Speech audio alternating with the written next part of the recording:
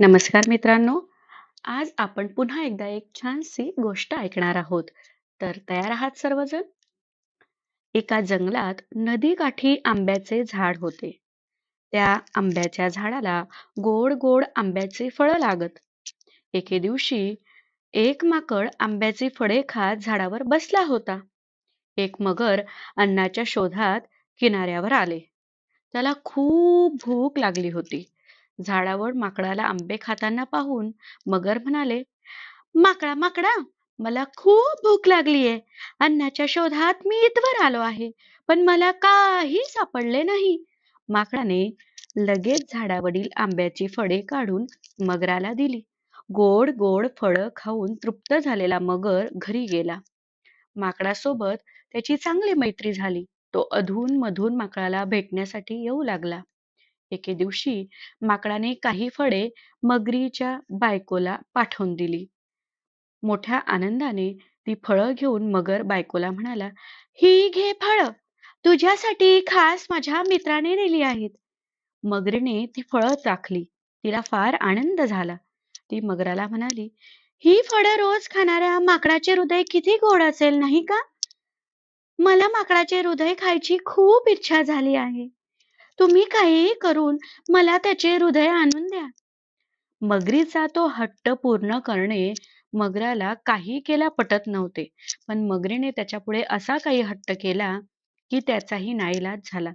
तो माकडाला आणण्यासाठी निघाला.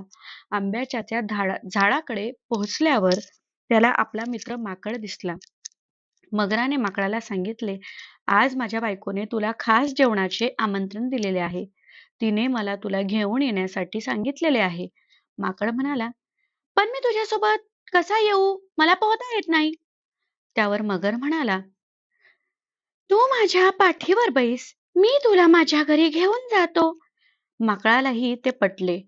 तो लगेच मगराच्या पाठीवर जाऊन बसला.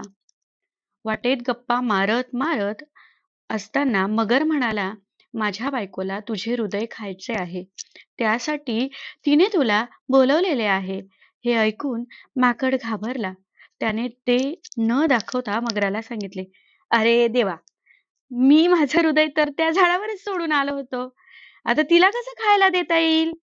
मगराला काही कळले नाही. तो म्हणाला, आता काय करायचे? माकड म्हणाले, एक काम करू. आपण पुन्हा त्या झाडाकडे जाऊ आणि माझं हृदय आणि मग घेऊन येऊ. मग आपण घरी जाऊ. मगर वळले आणि त्याने माकडाला आंब्याच्या झाडाकडे आणले. किनाऱ्यावर आलो हे पाहून माकडाने झाडावर पटकन उडी मारली. सुटकेचा निश्वास सोडला. मगराला म्हणाला, तू विश्वासघात केला. मी तुला मदत केली, पण तू तर माझीच शिकार करायला निघाला.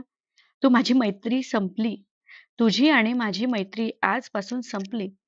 निराश झालेला मगर रिकामी हाताने घरी परतला. तात्पर्य इतकंच की मैत्रीत कोणाचाही विश्वासघात करू नका. विश्वासघात ही अशी जखम आहे ती आयुष्यभर भरली जात नाही. आपल्या चॅनलला लाईक करा, शेअर करा, सबस्क्राईब करा आणि कमेंट करायला विसरू नका. धन्यवाद.